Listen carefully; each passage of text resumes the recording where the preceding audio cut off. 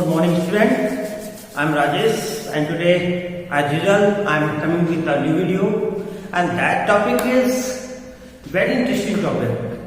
Before I start my lesson, in my previous video, I already told you that this chapter is not only meaning of reading or writing.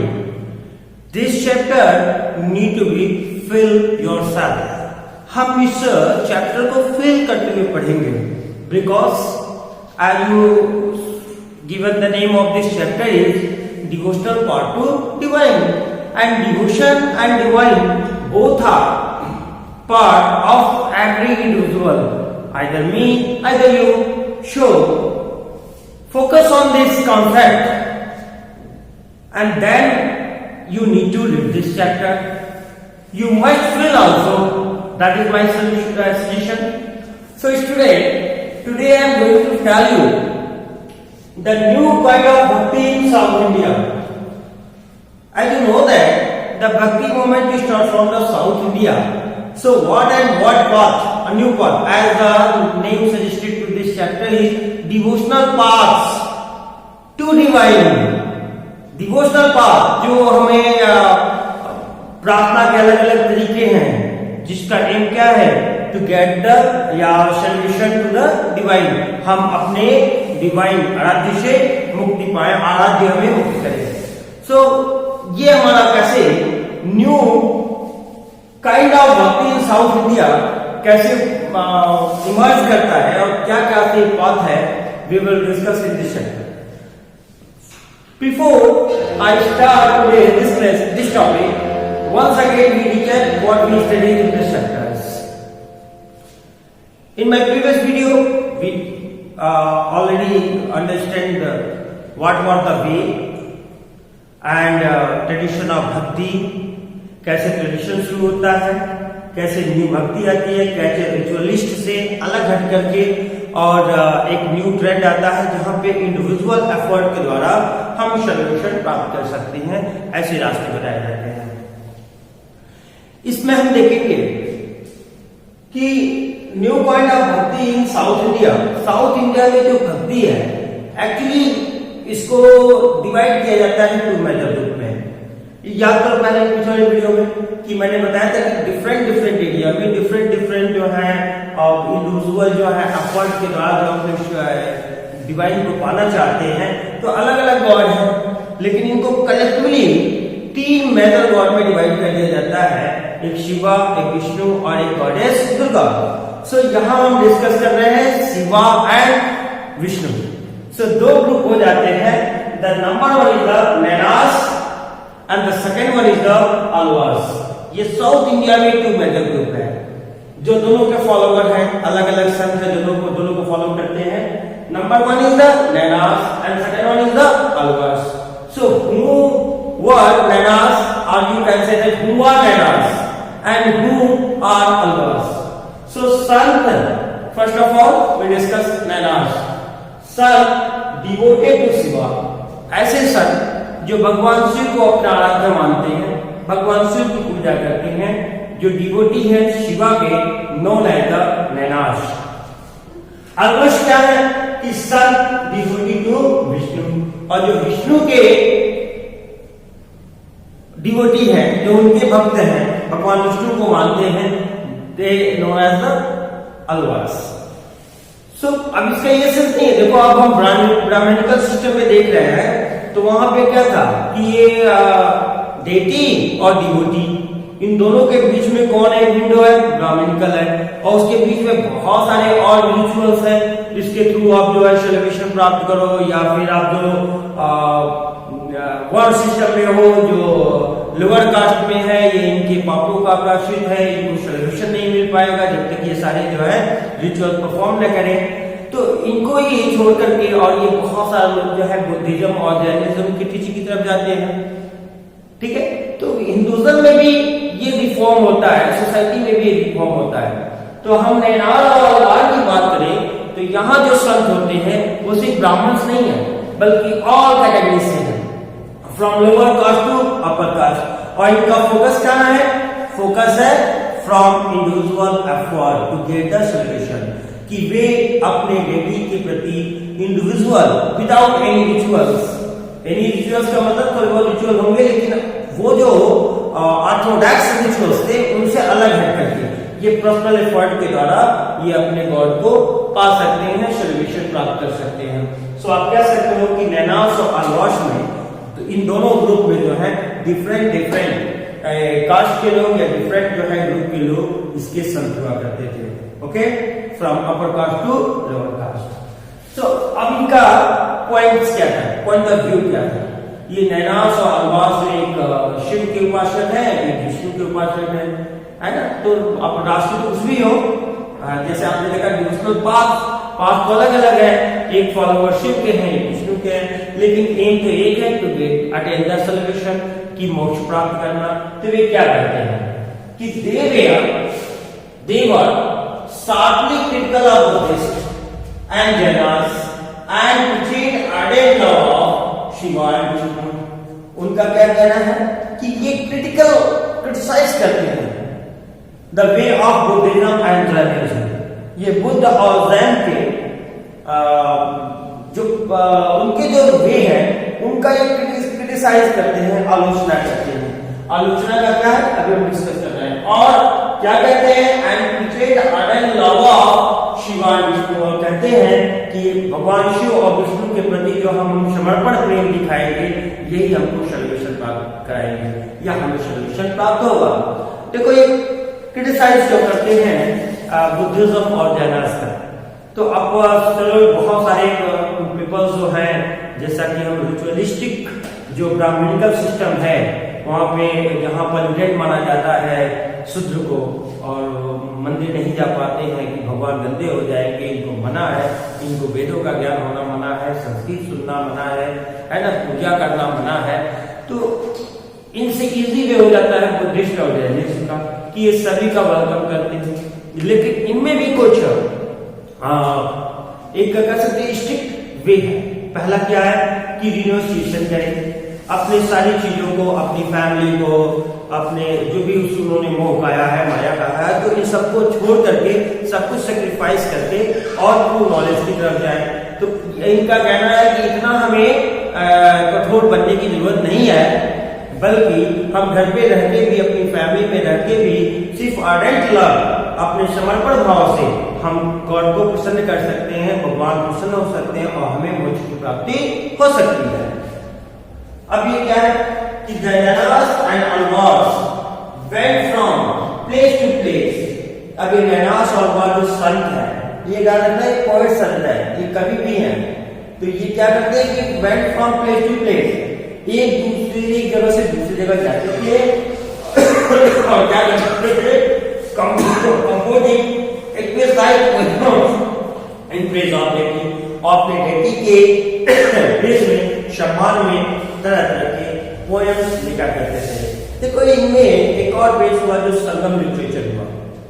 Sangam literature होता है ना, south India का एक हॉली book है जिसमें local myths हैं, कहानियां हैं, तो उसको वो आइडियल मान करके वो अपने फॉलोअर बनाते हैं। हिरोइज्म आता है जहाँ पे शैव और वैष्णव यानी कि भगवान विष्णु और शिव को उनकी कहानियों में हीरोइज्म दिखाया गया है, आइडल बनाया गया है और उसको फॉलोअर होते हैं। तो इनका कहना यह है कि बुद्धिज्म और जैनिज्म के थ्रू इनके जो रास्ते, इनके रास्ते से चल करके आपको सेलिब्रेशन नहीं प्राप्त होगा, बल्कि सेलिब्रेशन आप प्राप्त कर सकते हो अपने घर पे रह के ardent love of through the ardent love of God, कि अपने भगवान के प्रति समर्पण भाव से, जिसके लिए वो पोयम है, पोयम भी लिखते हैं, गाने गाते हैं, भजन गाते हैं।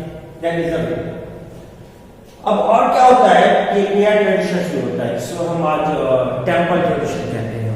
कि आज हम आदमी क्या करते हैं कि भक्ति करनी होती तो हम चलो भाई मंदिर के दर्शन कराते हैं, मंदिर के पास जाते हैं, आइडल मूर्तियों के पीछे हम पूजा करते हैं, भगवान से कुछ मांगते हैं।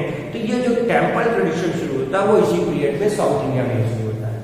अब ये टेम्पल ट्रेडिशन कैसे शुरू होता है, तो आप ये 8 to 9 सेंचुरी में देखोगे साउथ इंडिया में, तो साउथ इंडिया का पार्ट देखो ना, तो 8 और 9 सेंचुरी में चोला और पांड्य शासकों ने वहां पे टेम्पल बना। तो टेम्पल अब श्रीन हो गया, धार्मिक स्थल बना कैसे कि अब इस टेम्पल्स में अब ये आगे देखोगे कि इन्होंने अपने को ही कहीं कहीं उस नेम से ऐड किया हुआ है, तो वो तो अलग एक विषय वस्तु है जो फिर कभी डिस्कस करेंगे। कि यहाँ पे इन्होंने टेम्पल तो बनवा दिया, अब वो स्ट्रीम कैसे बनेगा, तो वे इनवाइट किए इन पोएट संत को। अब ये संत पोएट गए, तो जब ये संत पोएट जाते हैं तो इनके फॉलोअर, इनके मानने वाले, इनके रास्ते को मानने वाले लोग भी उस टेम्पल में जाते हैं, और ये संत पोएट जाकर के उस टेम्पल में भजन कीर्तन करते हैं या फिर अपनी चीजों को, अपने प्रे को, अपनी प्रार्थना को वहां पे परफॉर्म करते हैं। इस तरीके से धीरे धीरे टेम्पल एक जो है सेंटर बन जाता है, केंद्र बन जाता है भक्ति का, और एक टेम्पल वर्शिप जो है ट्रेडिशन यहाँ पे स्टार्ट होता है। और ये टेम्पल 8 और 9 सेंचुरी में किन शासकों ने बनाया है, तो चोला और पांड्या ने। अब ये क्या होता है कि पोएम्स ऑफ भक्ति संघ वे कंपाइल्ड, और ये जो टेम्पल में जाकर के अपनी शिक्षाएं देते हैं, अपने ट्रू लव को बताते हैं, तो उनकी जो बातों को है, उनके जो पोएम्स है, उनकी जो शब्द है, उनकी जो शाम है, उनको कंपाइल किया जाता है, एक जगह लिखा जाता है। इसको हम संत पोएट संत या संत पोएट की जो पोएम्स कहते हैं। एक और वर्ड यहाँ देखो, हेलियोग्राफिक्स। हेलियोग्राफिक्स, हेलियोग्राफिक्स क्या है, या इसको हम कहते हैं रिलीजियस बायोग्राफी है, कि इन संत की धार्मिक बायोग्राफी कि कितने वो धार्मिक थे, कौन कौन से उन्होंने रास्ते अपनाए, भगवान के प्रति, गॉड के प्रति कितना उन्होंने आर्डेंट लव दिखाया, किस तरह से सैक्रिफाइसेस की। तो ये बायोग्राफी भी इन संत पोएट के लिखे जाने लगे। और ये कौन कौन थे, नैनाश and Alva's where also composed. तो हेलियोग्राफिक चीज भी या रिलीजियस बायोग्राफी भी नैनाश और अलवास के संतों की इस पीरियड में लिखा जाने लगा। उनकी बायोग्राफी, उन्होंने किस तरह से उनके वे और इसके फॉलोअर बनते गए, और ये one generation to another generation perform किया जाने लगा, देखा जाने लगा, जो उनको याद है। तो इस तरह से हम साउथ इंडिया के नैनाश और अलवास के बारे में हम डिस्कस किए हैं। एक साउथ इंडिया में ही हम मेजर पार्ट पढ़ने जाएंगे जो है फिलॉसफी एंड भक्ति। फिलॉसफी वर्ड क्या है, फिलॉसफी एंड भक्ति। देखो व्हाट इज फिलॉसफी। अभी तो ये आपको फिलॉसफी, अगर आप हायर क्लासेस में जाते हो जाओगे तो आपको फिलॉसफी एक सब्जेक्ट के रूप में मिलेगा। फिलहाल ये फिलॉसफी है क्या, तो फिलॉसफी क्या है कि जैसे ये संत हैं, वेद पुराण जो भी ट्रू नॉलेज है इसको देखते हैं, समझते हैं, और अपनी तरीके से एक पॉइंट ऑफ व्यू प्रोवाइड करते हैं, ये इंटरप्रीट करते हैं, या कह सकते हो कि इनका परसेप्शन होता है कि किस तरह से अपनी चीजों को देखते हैं, और जो इनका परसेप्शन है उसी को अपने शब्दों में, अपनी बातों में इन्होंने बताना शुरू किया। That is known as the philosophy. यही इनको कहा जाता है कि फिलॉसफी इनका दर्शन है, कि इन्होंने क्या देखा, इन्होंने क्या समझा है, इनका क्या कहना है, दैट इज द फिलॉसफी। तो फिलॉसफी एंड भक्ति, तो दोनों रिलेट कैसे करोगे कि फिलॉसफी और भक्ति, कि भक्ति का ये इन्होंने गॉड में जो भक्ति है इसकी इनकी फिलॉसफी क्या रही है, इनका सोचना क्या रहा है। इसमें एक प्रमुख नाम हम जानेंगे शंकरा। देखो शंकरा क्या है, ये आगे चल के शंकराचार्य होते हैं। शंकरा प्लस आचार्य कि जो आचार्य है, जो टीचर है, जो कुछ चीजों को बता पाए उसे हम आचार्य कहते हैं। तो Shankara become Shankaracharya. Arya that means प्रथम, पहले। तो एक ही नाम है, या शंकरा कहो, शंकराचार्य कहो, या आदि शंकराचार्य। तो ये कौन है, तो कह रहे हैं कि one of the most influential philosopher, influential प्रभावकारी, जिनकी बातों को लोग स्वीकार करते हैं, एक्सेप्ट करते हैं, बहुत ही प्रभावकारी जो है या फिलॉसफर है, दार्शनिक है, जो अपनी बातों को बताते हैं भक्ति की क्या चीजें हैं। Philosopher of India was born in Kerala in the 8th century। इनका जन्म होता है केरला में 8th century, 8वीं शताब्दी में, और इनका ये बहुत ही कम होता है जब ये शर्विशन प्राप्त कर लेते हैं, मोक्ष की प्राप्ति होती है। ठीक है, तो इनके बारे में और चीजें हम पढ़ेंगे कि ये पूरी लाइफ जो है ब्रह्मचर्य का पालन करते हैं, रिन्यूशिएशन कर देते हैं, अपनी माँ के बड़े लाडले होते हैं, माँ इनको रुकती है लेकिन रुकते नहीं, कहते हैं तो माँ ये सब चीजें हैं, संसारिक मोह माया है, और अगर सर्वेक्षण प्राप्त करना है तो इस इल्यूजन या माया को हमें सैक्रिफाइस करना होगा। तो खैर इनकी थ्योरी क्या है, इनकी फिलॉसफी क्या है, तो इनकी फिलॉसफी है कि एडवोकेट द अद्वैता। अब देखो ये हिंदी का शब्द है अद्वैता, द्वैता मीन्स अद्वैता, द्वैता मीन्स द्वैता दो, अद्वैता जो दो नहीं बल्कि क्या है, वन है ना। हम अभी दैतवाद के दर्शन पढ़ेंगे, अद्वैता दैतवाद, द्वैत मीन्स हो गया दो, अद्वैत, अद्वैत का मतलब जो दो नहीं है, क्या है, वन है। तो दो हम प्रिंसिपल भी पढ़ेंगे, इसके बाद रामानुजन का भी हम वीडियो आपको सेंड करेंगे, उसमें आप एक और फिलॉसफी देखोगे। फिलहाल हम अद्वैतवाद की बात कर रहे हैं। अद्वैतवाद, द्वैत नहीं है, अद्वैत माने एक है, अद्वैतवाद है। तो वे अद्वैतवाद किसकी, दो की नहीं करते हैं। देखिए द्वैतवाद क्या करता है कि दो इंडिविजुअल मानता है, एक है आत्मा और एक है परमात्मा, है ना। यानी उन्होंने सुप्रीम जो गॉड है उसको एक सेपरेट किया, अलग किया है, और इंडिविजुअल सोल को अलग किया है। लेकिन शंकराचार्य क्या कहते हैं कि ये सुप्रीम जो गॉड है और जो ये आत्मा है, both are not different, both are the same, दोनों एक है। मेन सोल के अंदर ही, आत्मा के अंदर ही परमात्मा है और परमात्मा ही आत्मा है। यानी इन्होंने वननेस यानी एक माना है, आत्मा को भी और परमात्मा को भी। इसके लिए इन्होंने वर्ड इस्तेमाल किया ब्रह्म। और भी हम ये, क्योंकि आप हिंदी में आप इन चीजों को पढ़ेंगे और नो डाउट कि आपको बताया भी गया होगा। फिलहाल अगर आपको नहीं बताया गया है तो आप रिक्वेस्ट कर सकते हैं अपने टीचर से, शायद वो और भी अच्छी तरीके से बताए।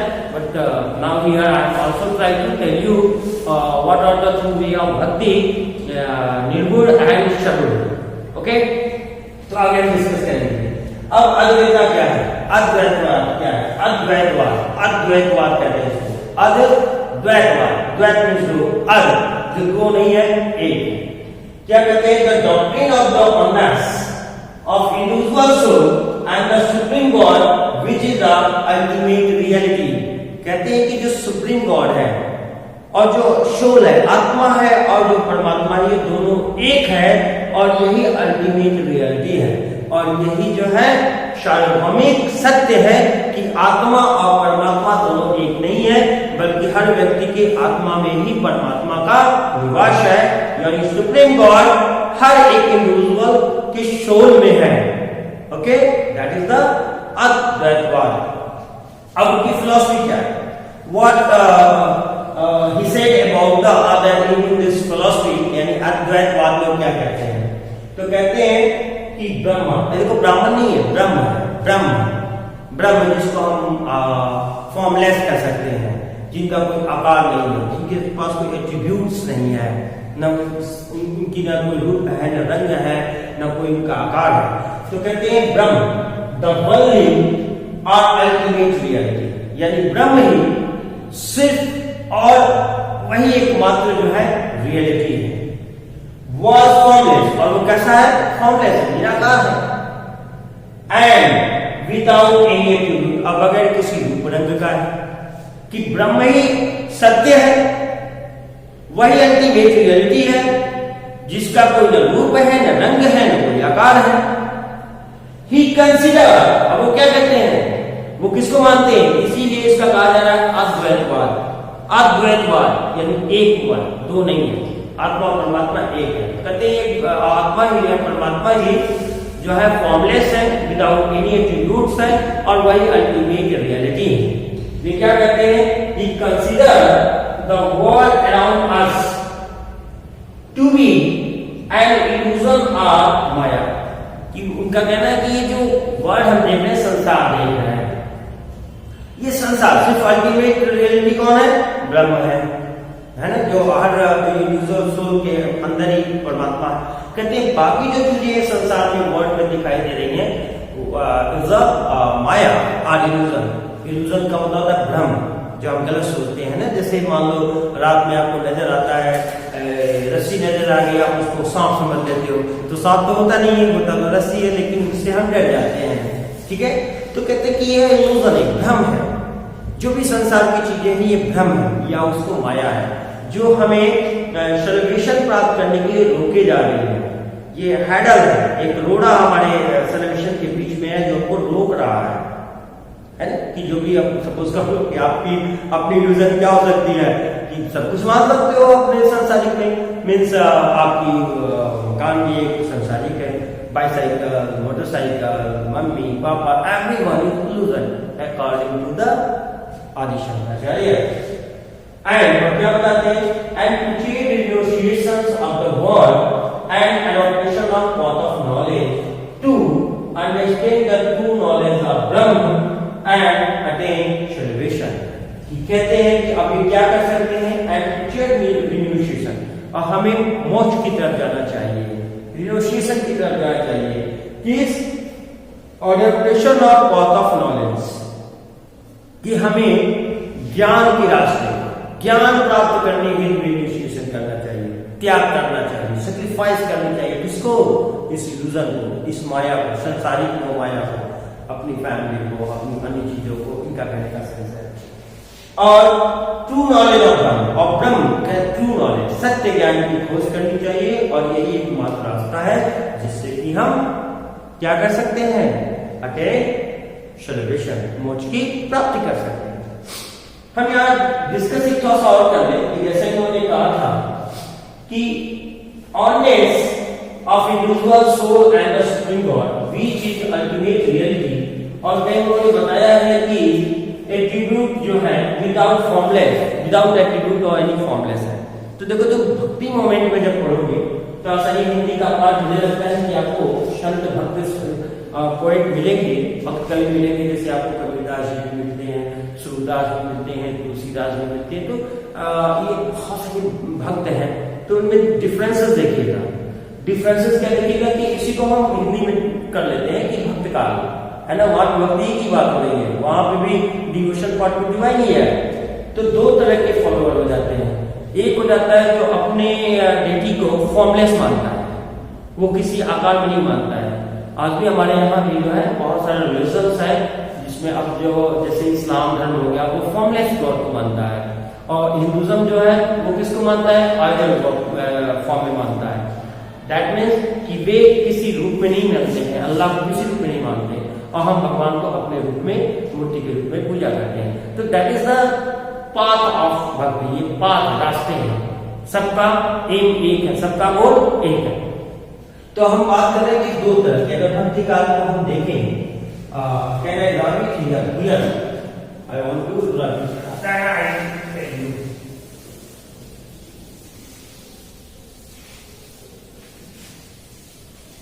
ओके।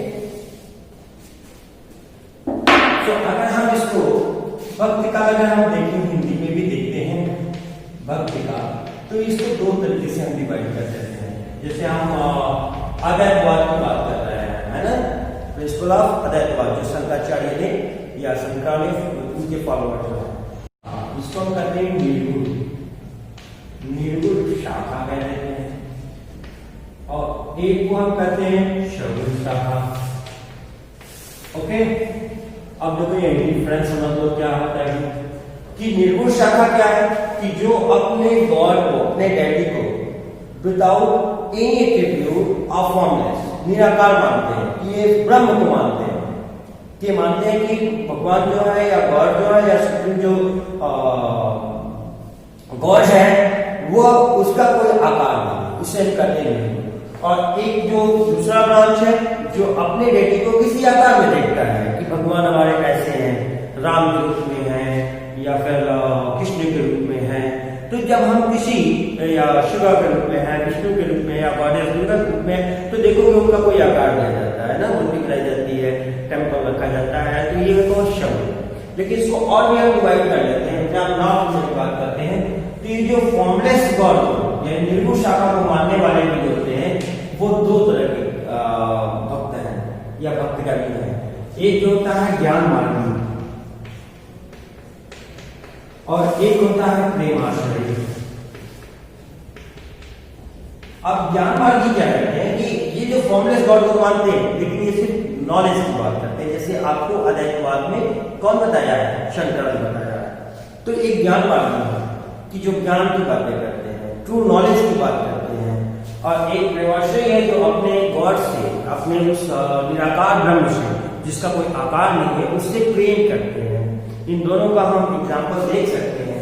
जैसे ज्ञान मार्गी में सबसे बड़े आप हिंदी में देखते हो तो कबीरदास को देखते हो, है ना। कबीरदास की कोई भी पोएम को कंपोज किया जाए हमेशा ज्ञान की बातें ही है ना, कहीं भी है। उन्होंने रिचुअल्स का और आइडल वर्शिप है या जो भी रिचुअल्स थे उसका उन्होंने क्रिटिसाइज किया है, विरोध किया है। प्रेमाश्रय में देख लोगे है ना, जायसी वगैरह की रचनाएं देख लोगे, जो सूफी संत है, जो सूफीज्म है, ये भी अपने को क्या मानते हैं, निराकार मानते हैं, लेकिन ये गौर से क्या करते हैं, प्रेम करते हैं। तो जायसी वगैरह के होते हुए तो ये क्या लगेगी, प्रेमाश्रय शाखा। सिमिलर अगर गॉड को फॉर्म के रूप में किसी रूप में माना जाता है, ये भी दो तरह के होते हैं, स्पेशली नॉर्थ इंडिया। एक होता है राम भक्ति शाखा कहते हो, और एक कहते हो कृष्ण भक्ति शाखा, है ना। दो तरह की भक्ति हो गई। दैट मीन्स एक वो है जो शब्द में राम की भक्ति करते हैं, राम की भक्ति में जैसे आप राम भक्ति में तुलसीदास एक एग्जाम्पल ले सकते हो। तुलसीदास जी किसकी भक्ति करते हैं, राम की, रामचरितमानस की रचना कर देते हैं। कृष्ण भक्ति जो दोनों ही अपने डेटी को किसी रूप में मानते हैं, कृष्ण के रूप में या राम के रूप में। ये नॉर्थ इंडिया की बात कर रहे हैं। तो कृष्ण भक्ति में देख लोगे तो मीराबाई हो जाती हैं, सूरदास हो जाते हैं। तो that is the difference between both the deity, formless and formful, जिनके पास कोई निराकार ब्रह्म है वो कैसे है, और एक जो साकार है। So in next video we will discuss the philosophy of Ramanujam. हम रामानुज की नेक्स्ट फिलॉसफी के बारे में डिस्कस करेंगे।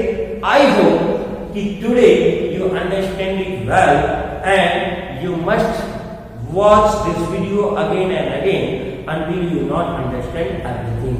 But if you have any problem, you are allowed to ask me anywhere, either on the group or on my personal phone number. When you want, you can ask. Till then, have a nice day. Thank you.